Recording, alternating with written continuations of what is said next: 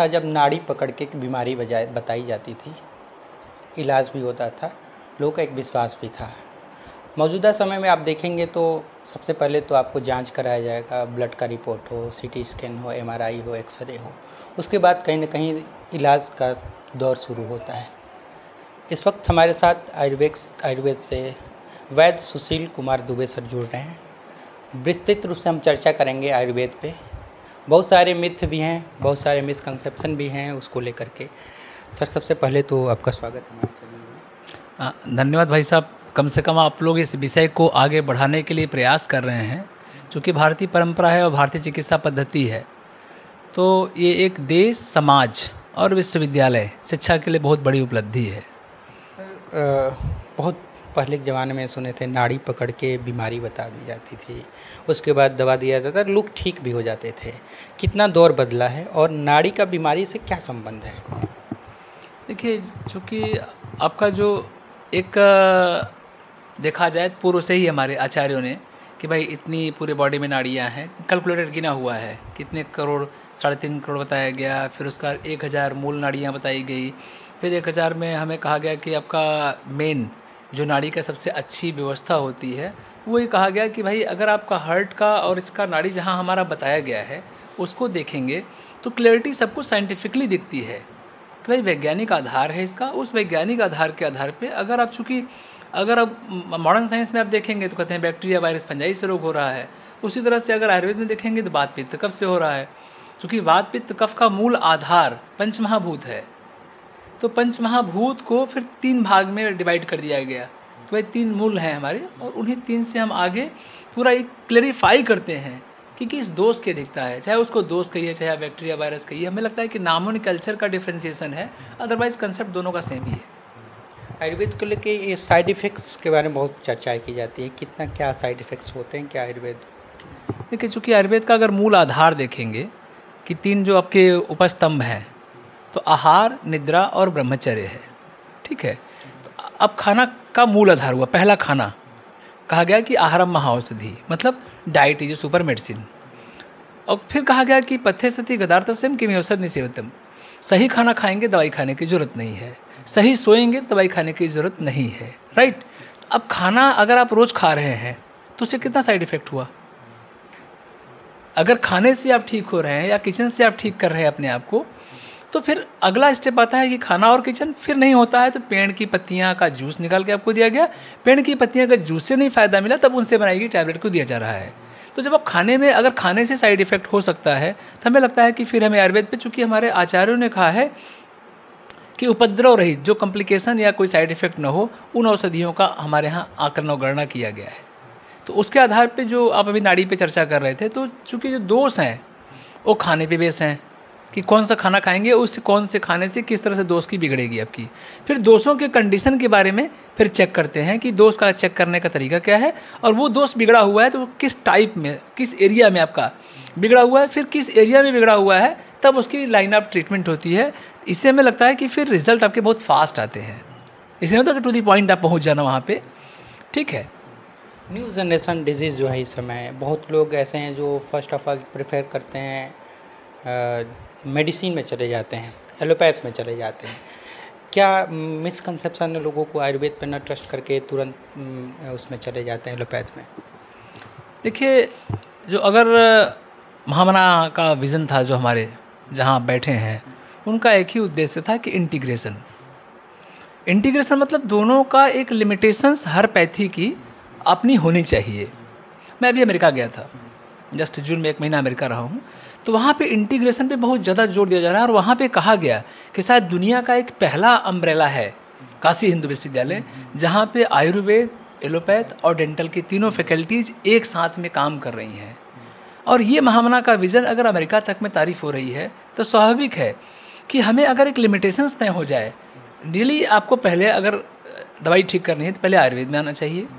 आयुर्वेद से न ठीक हो, अगर टिपिकल लगता है, तब एलोपैथिक की तरह, चूँकि देखिए एलोपैथिक ब्रह्मास्त्र की तरह जो मुझे लगता है कि भाई तुरंत तत्काल अगर ब्रह्मास्त्र की तरह काम करेगा तो उसके फ़ायदे तो है ही हैं, लेकिन फिर उसके हमें लगता है कि कुछ तुरंत आप फ़ायदा करेंगे तो कुछ उससे परेशानियाँ भी हो सकती हैं। कफ, पित्त और वात, इसके मूल कारण क्या है और इसका इलाज किस तरीके से किया जाता है?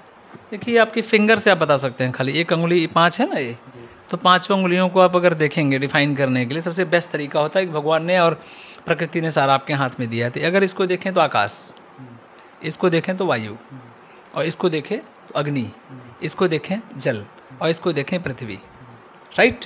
तो देखिए लाइट टू हैवी, अगर आप हाइड्रोजन से लेकर के चलते हैं तो हाई की तरफ जाते हैं, इसे खुद ही एक बॉडी बनाया हुआ है। अब इसको दोनों को ये मिला दिया गया, अगर ऊपर दोनों को मिला दिए हम तो ये बन गई हमारी बात दोष, जैसा अभी आप चर्चा किए हैं। तो अगर बात दोष बना दिए देखिए आप इसमें, तो बात क्या होगा, गैसियस कम्बिनेशन, सबसे हल्का वाला, ये दोनों हल्के मिलके गैसियस कम्बिनेशन। तो बॉडी के अंदर गैसियस कम्बिनेशन क्या है वो आपको ये देख करके, इसीलिए इससे हम बात को देखते हैं, इससे देख कुछ पता भी चल जाएगा, राइट, कि गैसियस कम्बिनेशन की आपकी क्या फाइंडिंग है आपके अंदर बात। चूँकि गैसियस कम्बिनेशन का मतलब दूसरा हुआ कि बात नेता होता है, हवा नेता है ना, कि अगर गर्मी को लेकर चलेगा तो गर्मी बढ़ा देगा, और ठंडी को लेकर चलेगा ठंडी बढ़ा देगा। तो जो गर्मी बढ़ाता है वो दूसरा आपका पित्त हुआ, ठीक है। अब ये इसके साथ मिल गया तो पित्त के साथ लेकर के पित्त को बढ़ा करके तुरंत गर्मी आपकी बॉडी की बढ़ा देगा। तो ये आपका पित्त वाला दोष का पित्त, मतलब अग्नि और जल मिला करके आपका पित्त बना, जो बॉडी में गर्मी को मेंटेन करती हैं। और ये जल और पृथ्वी मिला करके जो बना ये कफ बनाता है। तो जब भी कोई कफ का संबंध आप खांसी जुकाम बुखार से कहेंगे तो उससे न कह करके जल और पृथ्वी वाटरी कम्बिनेशन, मतलब सॉलिड कम्बिनेशन ये दे दिया, ठीक है। आपका गैस हुआ पहला, अगर देखा जाए कि गैसेस कम्बिनेशन, लिक्विड कंडीशन और सॉलिड कंडीशन।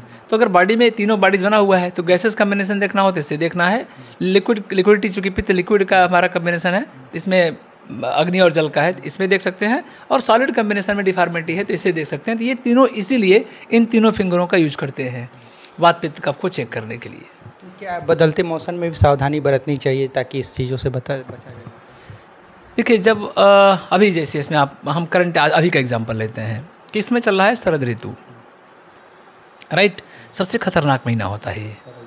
इसमें क्या होता है कि गैस हमारी बॉडी की कम हो रही होती है, नेचुरली बॉडी का सर्काडियम है तो गैस कम हो रहा होगा और ये आग बॉडी इकट्ठा करती है। जैसे आपका अगला कोई मौसम आ रहा है, नेक्स्ट ठंडी का महीना आने वाला है, तो इसमें क्या काम करता है बॉडी खुद ही, जैसे आप नहीं संचय करते हैं कि भाई आपका काम है घर बनाना है तो तुरंत आप पैसा इकट्ठा शुरू करेंगे, तो इसमें बॉडी आग इकट्ठा कर रही है क्योंकि आगे आपको जाड़े के महीने में बॉडी को मेंटेन करना है होम्योस्टेसिस। तो यही कारण है कि देखिए इसमें आपको जलन, एसिडिटी, बाल पकना, बाल झड़ना, ये सब की समस्याएं बढ़ती हैं।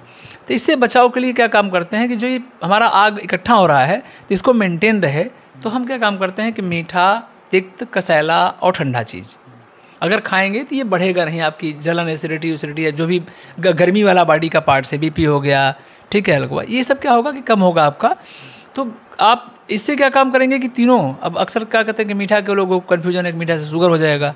एक जो अगला आपका सवाल आता है कि मीठा अगर कहेंगे भैया, तो गर्मी को कम करने का मीठा सबसे बेस्ट तरीका होता है। लेकिन मीठा का अगर आप फंक्शन देखेंगे तो कहा गया है कि मधुर रसो षडेंद्रिय प्रसादक, सारे सेंस आर्गन का क्लीनिंग, रीन्यूइंग और एनर्जी का देने का काम मिठाई करता है। मॉडर्न साइंस भी करती है कि brain does not work without glucose, right.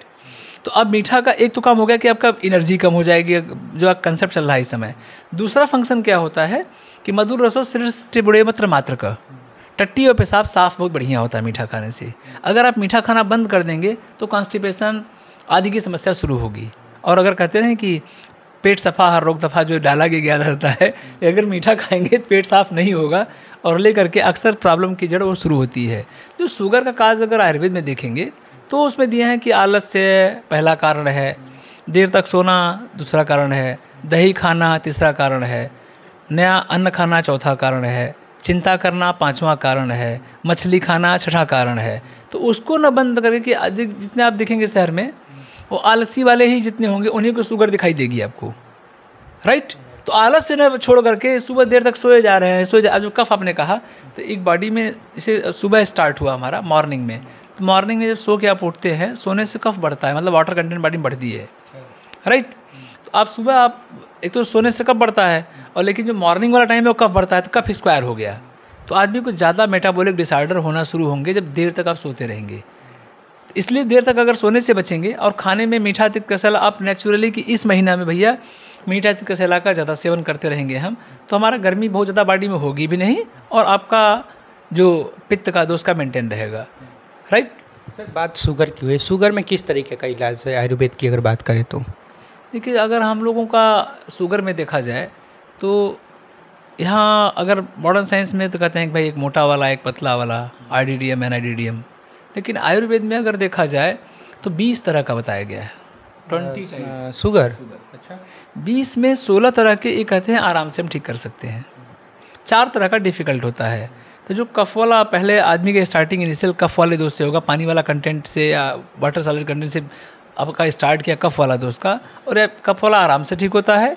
पित्त वाला दोष का 10वें कप से वो आराम से ठीक होते हैं। पित्त वाले 6 होते हैं, थोड़ा सा परेशान करके ठीक होते हैं।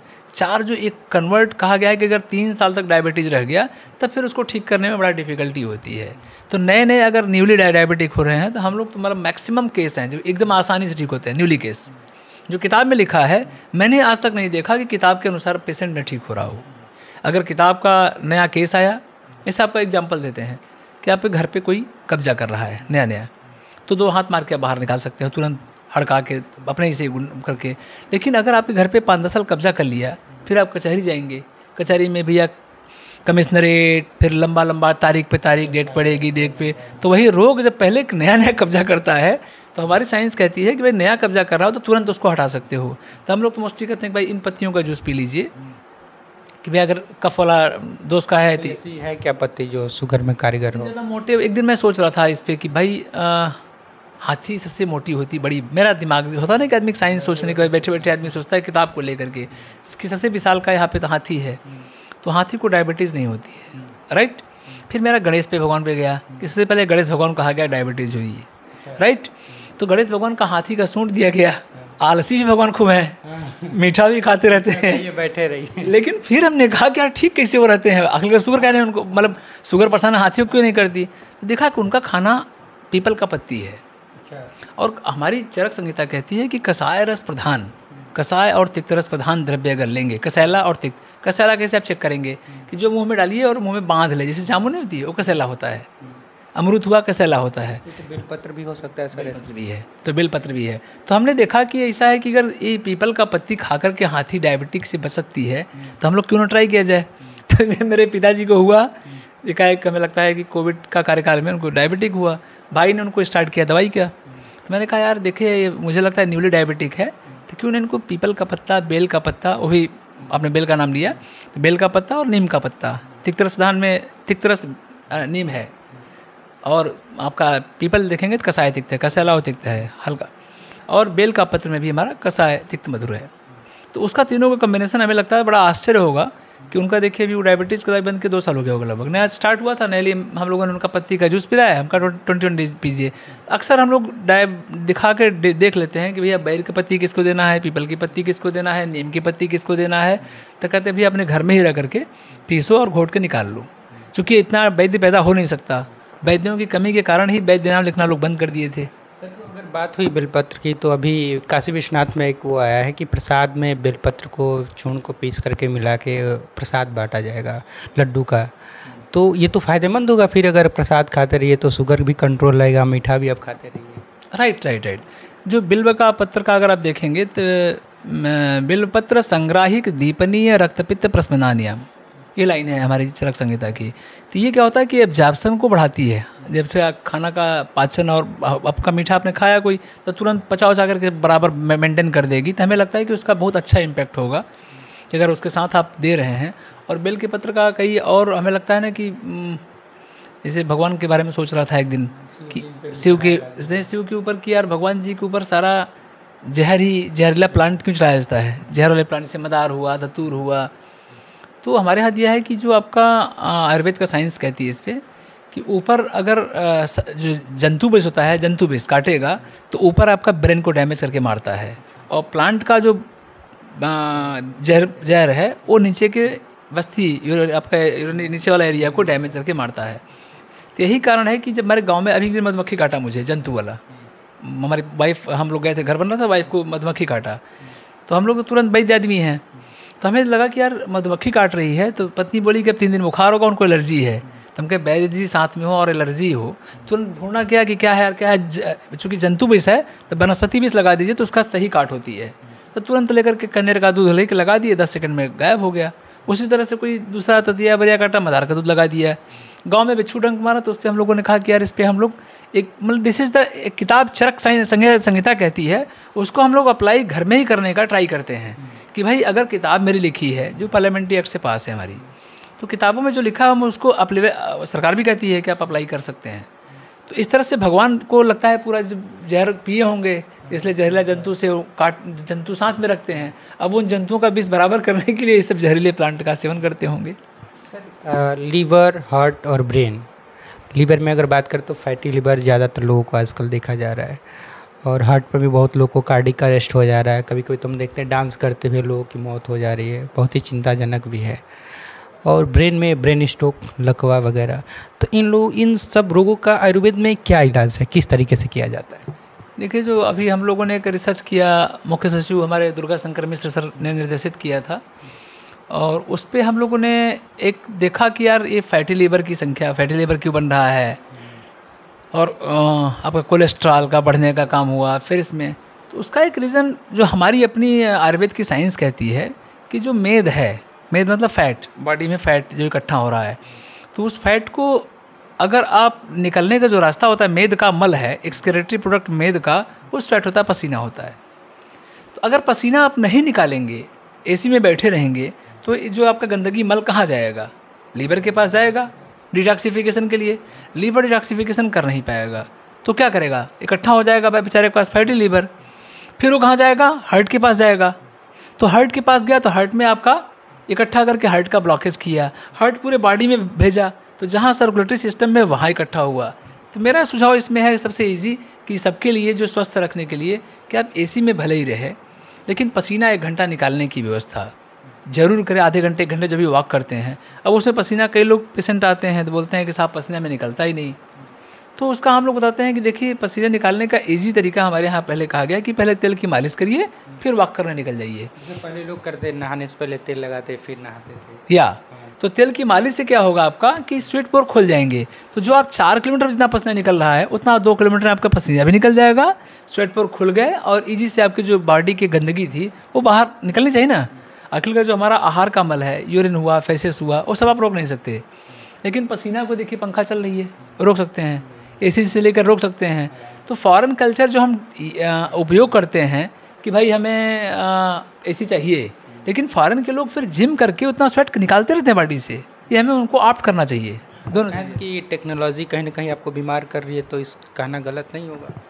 सुविधाएं, अगर एसी लगा हो, आराम कर रहे हैं, पंखे में आराम कर रहे हैं, जितनी सुविधाएं मिल रही उतने बीमार भी हो रहे हैं लोग। अब इसमें देखिए, सुविधा को रोकने की तरफ तो आज का जैसे बन गया है आपका एक उनकी हैबिचुअल हो चुकी है, तो उसके साथ में क्या समस्या का समाधान हो सकता है, तो उसमें ही हो सकता है क्या तो जिम करें या वॉक करें, तो पहले तेल की मालिश करें और फिर जिम या वॉक करें। उससे क्या होगा कि स्वेट पोर आपका खुला रहेगा, तो न ही आपको लीवर में इकट्ठा होगा, और न, चूँकि लीवर ही डिटॉक्सिफिकेशन का सेंटर है हमारा, तो न ही लीवर में इकट्ठा होगा, ना फिर हार्ट में जाएगा, और न फिर आगे आपका पूरा सर्कुलेटरी सिस्टम में ब्लॉक करके। इसका हमारे पास रिपोर्ट भी था, हमारी मैडम लीना जौहरी मैडम उसमें हमारी प्रमुख सचिव थी जो यूपी गवर्नमेंट में, तो उनको दिखाया था, तो उन्होंने दिखाया कि जो शहरी, हम लोग पास आंकड़ा है भी उसका, हम लोग इसको आया था, काफ़ी समाचार भी काफ़ी लोगों ने उसको छापा था कि जो शहरी लोग हैं उनमें ज़्यादा ही फैटी लीवर, और इनको सांस की, चूँकि सांस की परेशानी होगी, अगर लीवर में प्रॉब्लम होगा, हार्ट को हुआ, सांस की परेशानी हुआ, लंग्स का, तो उसमें ज़्यादा मिला उनको, जो शहरीकरण की व्यवस्था है। तो शहरीकरण की व्यवस्था को अपनाएं, परंतु ग्रामीण की जो हमारा व्यायाम और जीवन शैली है उसको भी लेकर चलेंगे, तो आप अपने लिए, अकल काम कमाते किसके लिए हैं? शरीर के लिए। तो अगर शरीर के लिए हम समय नहीं निकाल पाएँ और पसीना नहीं निकाल पाएँ, अपने निकालना है खाली, तो फिर उसके लिए हमें लगता है कि आप रोगों को बुला रहे हैं और बड़ी बड़ी बीमारियों को मौका दे रहे हैं। बीमार करिए। सर, ब्रेन वाले में अगर हम बात करें तो जो लकवा जैसी बीमारी हो, क्या इस तरीके के अगर बीमारी में भी आयुर्वेदिक उपचार है? देखिए, आयुर्वेद का तो पक्षाघात हमारे यहाँ कहा गया है, पक्षाघात विरेचन है, स्पेशली कहा गया है कि अगर पक्षाघात हुआ तो विरेचन, पेट साफ रहेगा तो उससे आदमी को बचा रहेगा। और पेट साफ में वही पित्त आदि का जो बताया नहीं क्या, पित्त दोष को बाहर, 3 दोष हैं हमारे बाहर निकालने के। तो जैसे पानी की मात्रा ज़्यादा बॉडी में हुई, कफ वाला जो आप कहते हैं, तो उसको उल्टी से निकालते हैं, और उसका महीना होता है कि बेस्ट बसंत ऋतु में आप उसको उल्टी से निकाल दीजिए। जिसे दोष नॉर्मल इकट्ठा होगा, पानी इकट्ठा कब होता है? जनवरी, फरवरी, मार्च, अप्रैल में, इसलिए इकट्ठा होगा कि मई जून में आपको फाइट करना है गर्मी से। अभी इस समय आपका आग बाड़ी इकट्ठा कर रही है शरद ऋतु में, प्रकोप चला है पित्त का पूरा। तो ये अगर अभी आग इकट्ठा कर रहा है कि आगे आपका विंटर पड़ने वाला है, विंटर से बॉडी को बचाने के लिए, तो इसको निकालने के लिए, आग को निकालने के लिए पेट की सफाई कर दीजिए। अगर इस महीने में पेट आप सफाई कर दे रहे हैं तो पूरे साल लगभग इन सब रोगों से बचे रह सकते हैं। और अगर बसंत ऋतु में आपने उल्टी करके कर दिया तो डायबिटीज़, मोटापा, हार्ट डिजीज़, ये सबसे सारे जो लाइफ स्टाइल डिजीज़ हैं, उनसे आप अगर वोमिटिंग करते हैं उस ऋतु में, अगर बीमार हैं तो भी और नहीं बीमार हैं तो भी। हम लोगों का जो कंसेप्ट था ना कि भाई हम बीमार होने क्यों दें, तो जो मुख्य उसका आपका है कि बीमार होने ही न दिया जाए, ये इसकी मेन चिकित्सा थी। और बीमार न होने देने के लिए ये सब व्यवस्थाएं दिया गया कि पहला देखा व्रत का हिस्से आपका, उसमें देखिए आपको बसंत में व्रत ऋतु का व्रत करते हैं लोग, 9 दिन रात्र और आज 7 दिन व्रत करते हैं।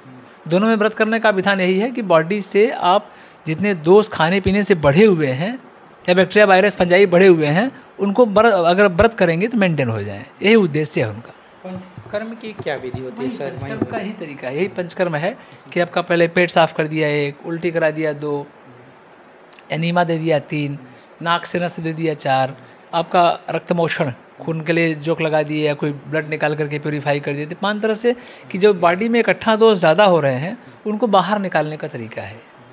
सर चर्म रोग में किस तरीके का इलाज है, कौन कौन से डिजीज़ हैं और किस तरीके से उसका इलाज किया जाता है?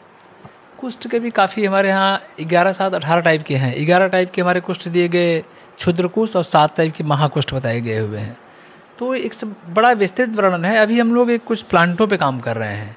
अभी एक हमारे यहाँ का था बेचारा महेश है, तो उसको स्किन डिजीज बहुत थोड़ा बड़ी हो रही थी, तो हमने एक पत्ती दिखाया लगाने के लिए, अम्मा भाजी बोलते हैं, आम का भंजन करने वाला, लगा के ठीक हो गया। अभी मोस्टली जितने केस आते हैं हम कहते हैं पत्ती है इसका लगा लो।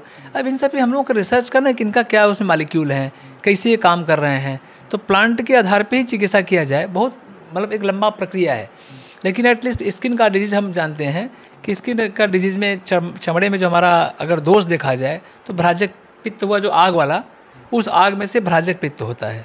तो उस भ्राजक पित्त को निकालने के लिए पेट साफ अगर करेंगे तो पित्त निकालने की, पेट साफ की अच्छी दवाई होती है। और हमें लगता है कि स्किन डिजीज़ में अगर बचने के लिए हम तो प्रिवेंटिव पार्ट बता रहे हैं कि हर्रई का छोड़ नहीं, सिंपल हरितकी का। तो अगर इसको लगता हो संभावना कि भाई अगर स्किन डिजीज़ हो रहा है तो उनको हरितकी का एक 6 ऋतु में 6 अलग अलग चीज़ों से देने के लिए कहा गया है। जैसे शिशिर ऋतु आपका शुरू हुआ विंटर वाला, तो उसमें उसको हर्रई को शहद के साथ कहा गया, ठीक है, सॉरी पिपली, हर्रई को हर्रई चूर्ण को पिपली के साथ में कहा गया जब शिशिर ऋतु जाड़े वाला है। बसंत में उसको मधु के साथ कहा गया, ग्रीष्म में उसको गुड़ के साथ कहा गया, ठीक है, वर्षा में सेंधा नमक के साथ, शरद में इसमें मिश्री के साथ, ठीक है, और अगला जो आ रहा है हेमंत ऋतु, उसको सोंठ के साथ में। तो ये अगर ऋतुचर्या का खाली सिंपल 6 ऋतुएँ हैं, 6 ऋतु में 100 रुपये की हर्रई चूर्ण महीना पड़ेगी हमें लगता है। तो 100 रुपये की अगर ले करके आपने 12 महीने में 1200 खर्च कर दिए तो हमें लगता है कि इससे बचे रह सकते हैं, एक बचने की व्यवस्था हो सकती है। सर प्लेटलेट्स काउंट में अगर डाउन होता है तो बहुत लोग पपीते का पत्ता यूज़ कर रहे हैं, ये कितना कारगर होता है क्या इसमें? इसका कहीं अभी रेफरेंस हमें शास्त्र में मुझे नहीं दिखा अभी। और चूँकि उसका क्षार होता है वो, अगर हम लोग देखें क्षारी वर्ग में उसका देते हैं, बात का ये हमें लगता है बाद का कार्यकाल का ये आया हुआ है।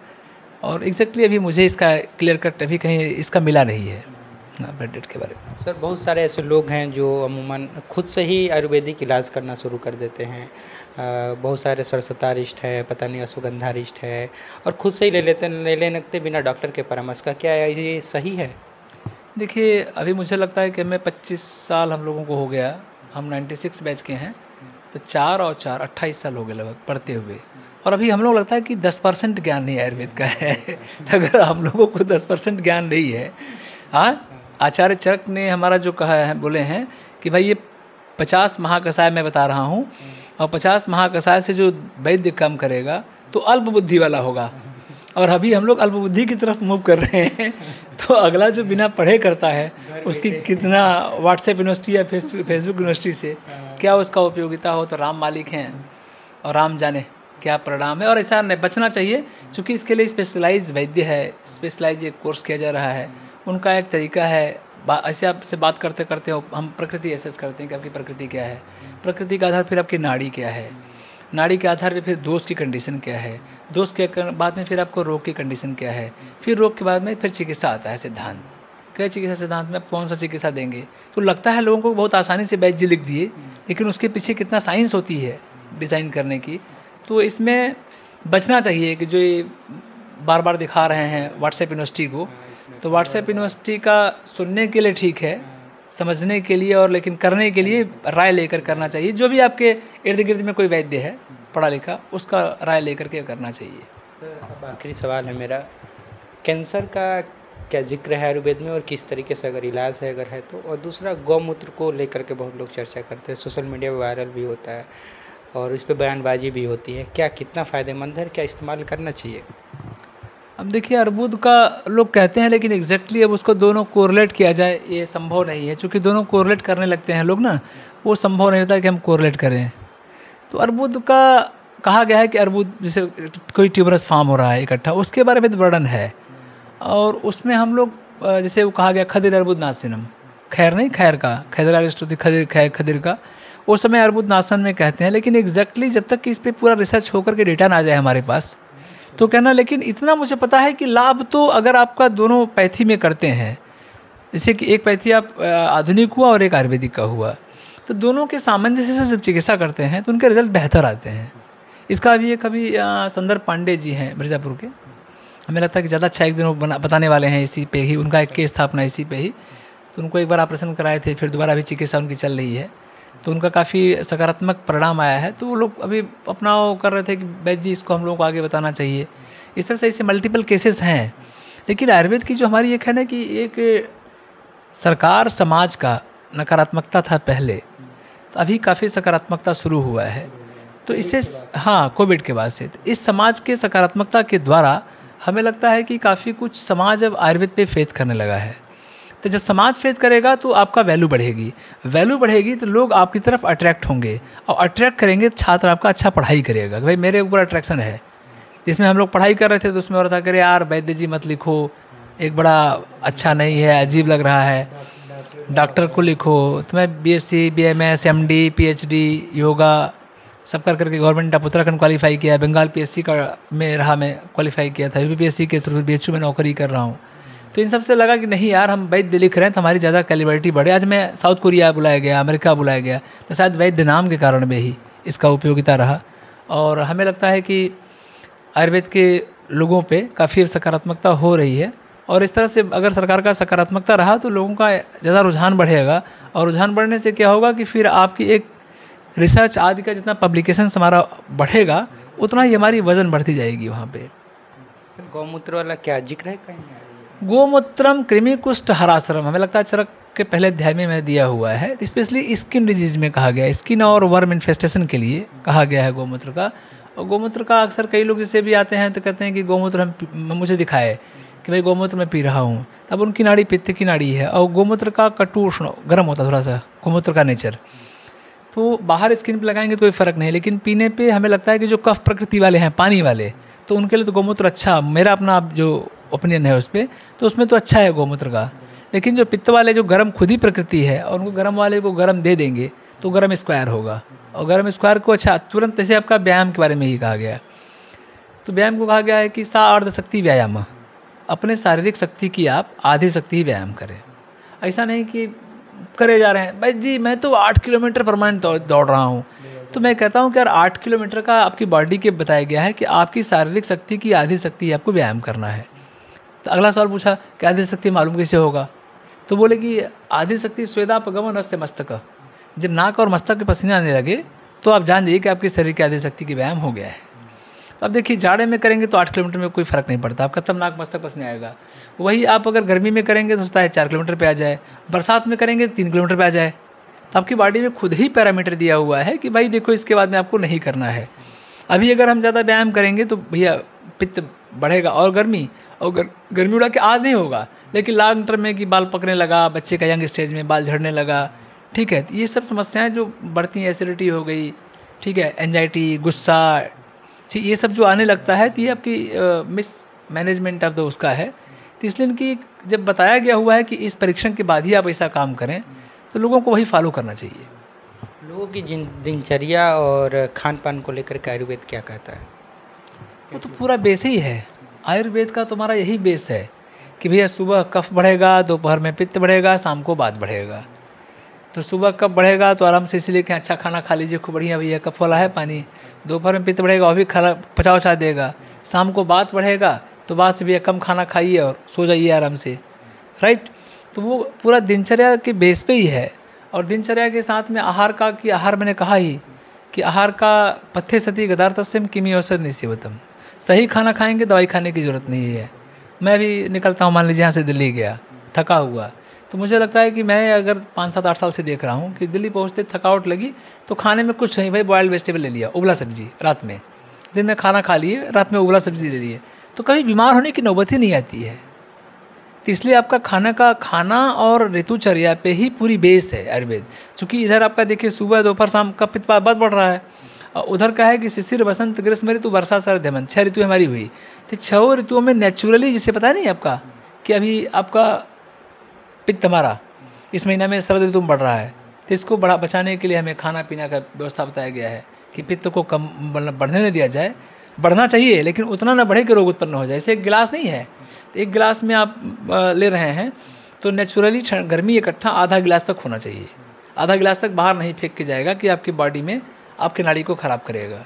लेकिन अगर पूरा गिलास, एक तो आधा गिलास भरा नेचर से, प्रकृति से, और उल्टा खाना पीना खा लिए, जो आपका आजकल का कौन कौन खाना है, फास्ट फूड, फिर बर्गर है, तो आधा गिलास का 1 गिलास हो गया।